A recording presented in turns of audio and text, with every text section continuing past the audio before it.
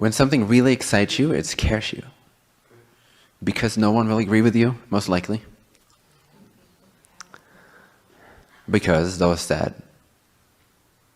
have surrounded you are the result of your past thoughts, your past conditioning, your past frequency. So when you think of a new expanding, new state of being, vision, frequency, inspiration, it takes you to another level of expansion, another level of understanding, another level of intelligence, sometimes unimaginable, unspeakable. How does that compute with your circumstances? Well, it doesn't.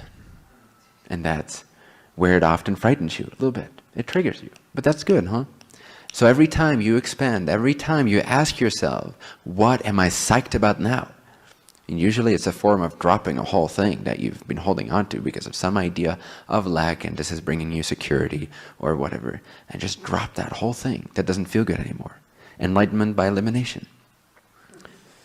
Eliminate, eliminate, eliminate. Boom, boom, boom, boom. Out of love. It is a loving attitude. It is in alignment with acceleration. And acceleration helps all that is more effectively than when you think you're helping all that is. The only way you're helping all that is to be psyched. That will guide your way. Be psyched. Be stoked. Be excited. There is no sense in living your life if you do not wake up with some kind of conscious concept of excitement, some kind of vibrational alignment. It's okay if you have your valley experiences, and it's okay if you have your negative definitions. It's okay if you have your limiting beliefs. I'm not saying you should feel excited all the time. I'm saying that there should be at least some kind of clarity in your life every single day that places the focus past the obstacles. And that is most easily done by staying in front of the obstacles, not even taking the course, which is the circumstances which do not even exist to begin with. Do not believe in the obstacle. That's the quickest way to be focused into something that is more expansive than the obstacle. Does that make sense? Because your state of being is right here. The obstacles are only ever out there. So just don't bother. Don't go out there anymore in your consciousness. Remain right here. In your creational flow, in your alignment, in your bliss, in your courage, in your psychedness. Does that make sense? Can you feel into that? It's the best way to serve infinity. It's the best way to serve all that is. Best in terms of simply most effective, most enjoyable, most all-round beneficial, less seemingly disharmonious, dysfunctional. It's all relative because it's all serving the one. It's all an experience that's creating something new. But why bother going about it that way if you can go about it this way? And you'll feel the difference, and you will not be able to go back to your own mind. Basically, because that's what creates the circumstance. Your own mind. It doesn't feel pleasant to be back in your own mind. At some point you don't have an own mind anymore.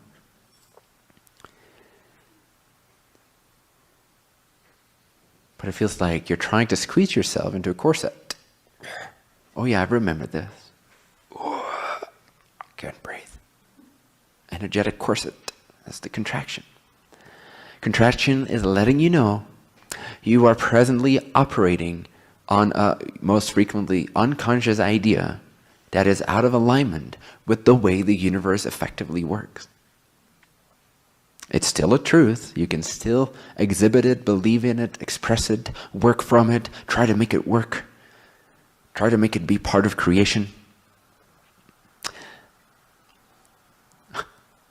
But it doesn't work. It doesn't flow. It's not in alignment. And so you feel that. There's a perfect mechanism right here, right there. Your body.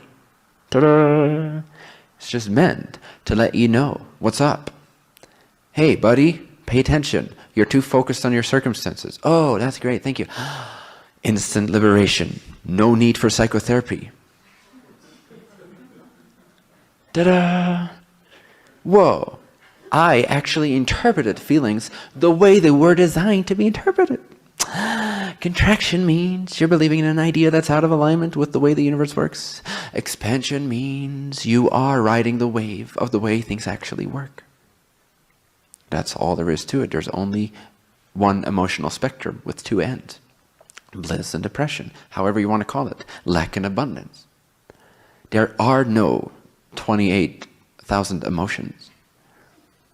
Those are perversions. Those are ridiculous perversions of this one mechanism. The emotional body becomes more and more, and used to be, and is meant to be, and designed to be, this crystal clear energy,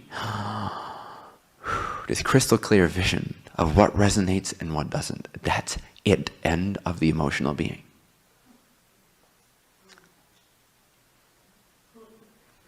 That's what the emotional body is for. That's its only function. We've given it way too many jobs.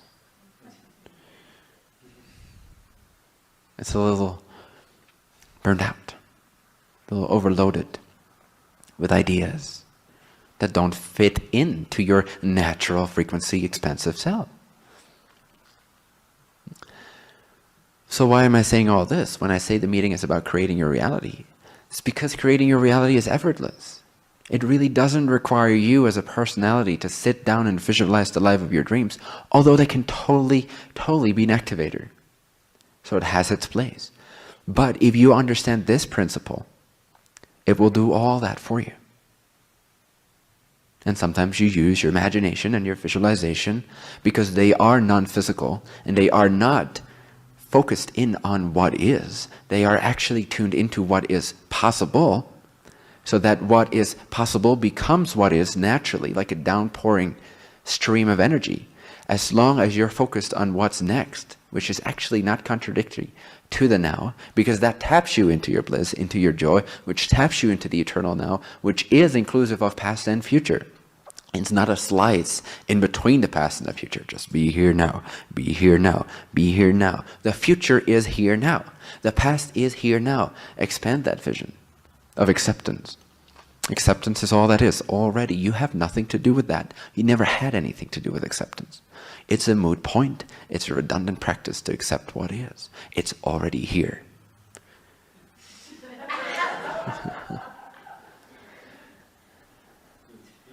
You see? It's already here, effortlessly accepted. You have no say in that.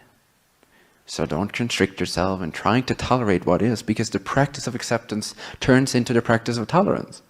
And to tolerate your suffering is the greatest disservice you can do to you being plugged into all that is. And being of service. And being that beautifully bright, inseparable being that you wish to be.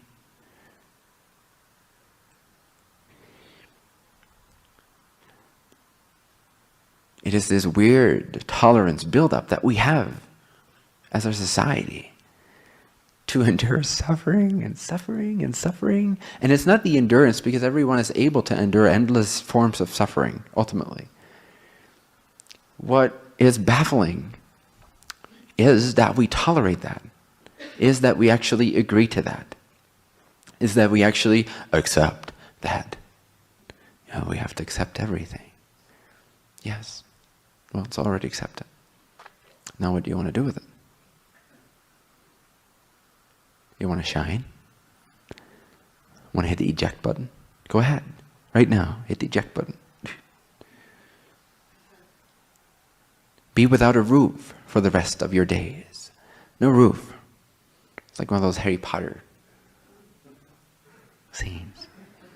Whenever you look up to yourself, you see nothing but infinity and stars, infinite potential, endless parallel realities, dreams, waiting to be snatched up and brought into this church that is life as we know it, reality as we know it.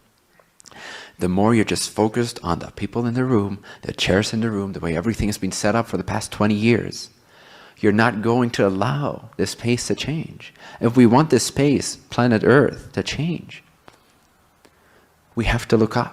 Not at what is. What is absolutely redundant. It has no information for you other than whether or not it resonates. That's it. Does it excite you? No. Move on. Expand your vision. Look up to the sky. Look up to infinite potential. Let it tune you into infinite possibilities, because that is the eternal now. The eternal now does not look like tolerating suffering. The eternal now is endlessly blissful for no reason, even though it has infinite reasons to be blissful. Infinity being the main one. Infinity is, by default, by nature, a blissful reflection, because it's infinite. It negates everything else.